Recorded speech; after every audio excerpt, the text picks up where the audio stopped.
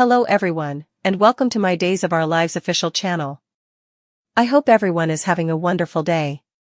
Before we begin, please hit the subscribe button and give this video a thumbs up. Abe and Paulina's anniversary, Chanel and Johnny exit, Chad and Julie's quest. Days of Our Lives indicate that Salem will celebrate Juneteenth as well as Abe Carver and Paulina Price's anniversary.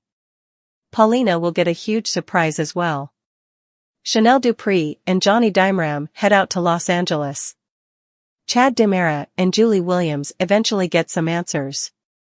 Paulina Price gets a huge surprise. Days of Our Lives reveal that Paulina is thrilled to spend her anniversary with Abe in the quiet setting of their home. After all, last time wasn't the stylish time for them or their marriage.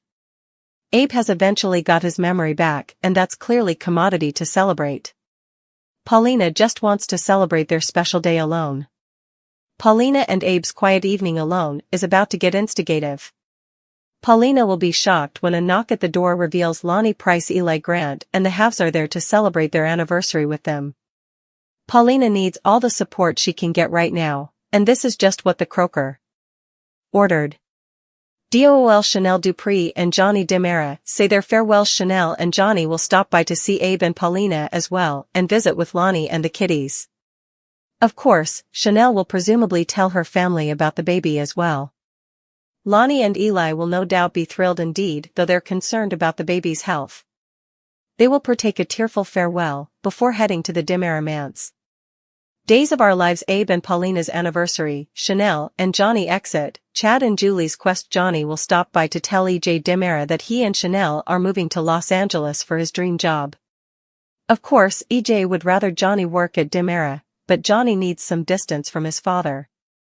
Will EJ eventually realize that his ideas about the baby are pushing his son down?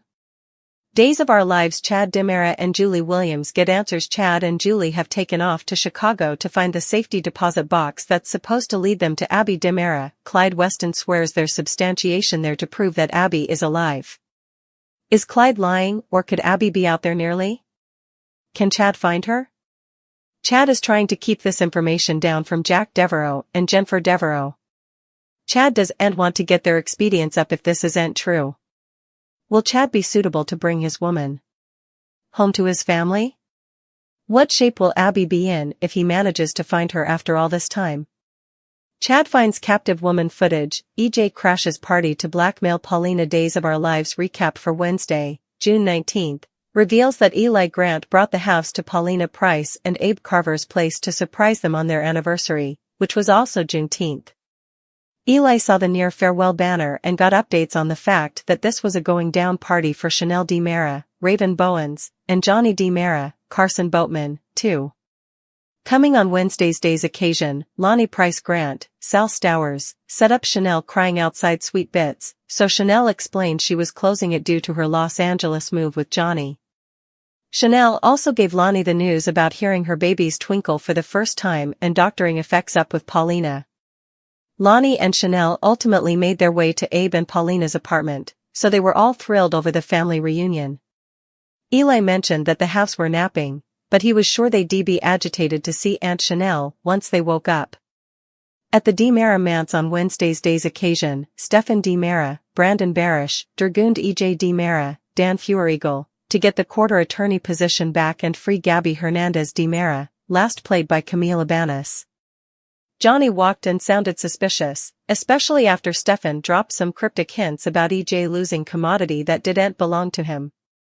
Still, EJ played down it as typical DiMera drama and faced a stunner once Johnny admitted he was moving to LA with Chanel.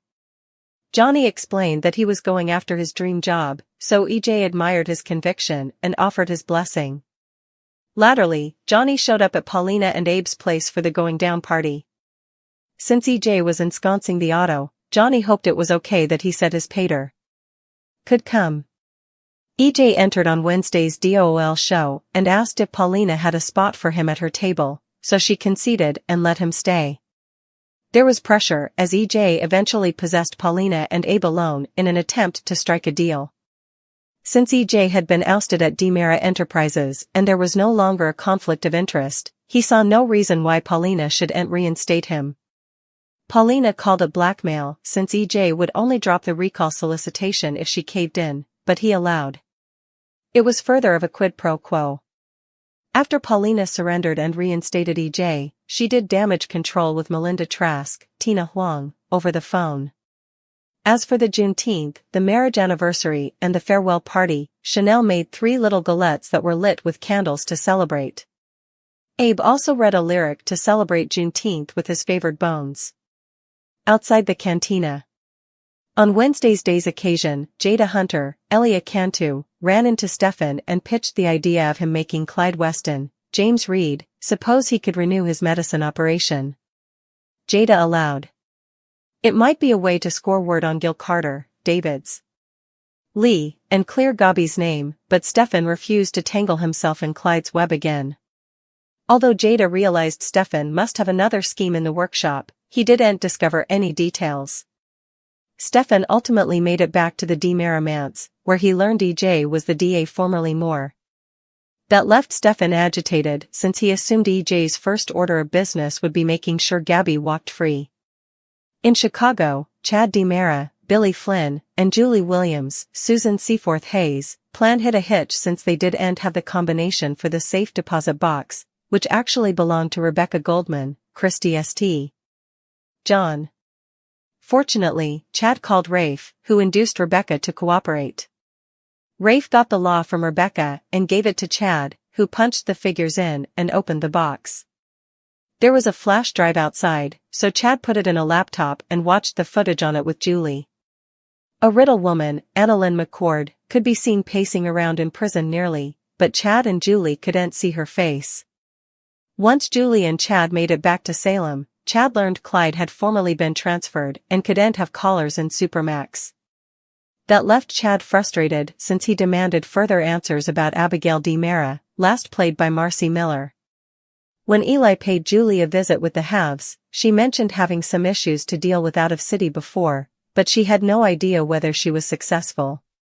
Days of Our Lives spoilers say Chad and Julie will keep digging for the whole verity, so we pass along further Abby prognostications. Annalyn McCord debuts for Abigail Riddle story, Chad and Julie's Shock Days of Our Lives, DOOL, spoilers for Wednesday, June 19th, reveal that Chad DiMera, Billy Flynn, and Julie Williams, Susan Seaforth Hayes, will get some help from Mr.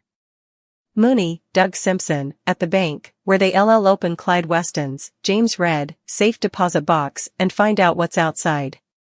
Julie and Chad can't rest until they discover the substantiation that Clyde's been hanging on to, substantiation that could prove Abigail DiMera, last played by Marcy Miller, didn't take her last breath after all.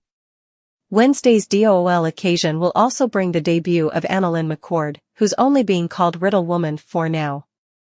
Days hasn't verified whether McCord will truly be an Abigail recast or not since the riddle is part of the plot itself.